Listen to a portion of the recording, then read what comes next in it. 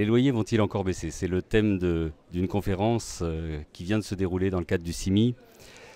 Ce que nous avons observé, c'est une baisse de l'ordre de 6% au cours des 6 dernières années en termes de loyers faciaux, mais bien évidemment avec un accroissement très fort depuis 6 ans des mesures d'accompagnement.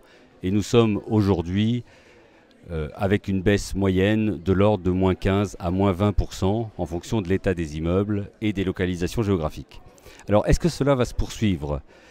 Nous sommes dans une conjoncture économique qui n'est pas très porteuse, c'est le moins qu'on puisse dire.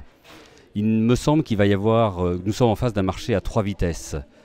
Pour les immeubles neufs ou lourdement restructurés, on a une forte appétence de la part des utilisateurs dans un marché dans lequel la construction a été très limitée ces dernières années. Elle a même encore fortement baissé au cours de l'année 2014, et dans lequel on commence à voir apparaître des poches de rareté qui, en tout cas, entraîneront une stabilité a priori des valeurs économiques, voire peut-être dans certains cas quelques mouvements à la hausse.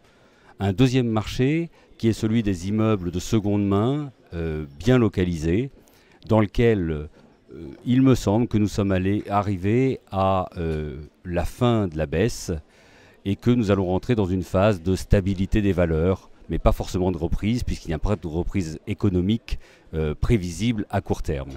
Et puis un troisième marché qui est celui des immeubles obsolètes.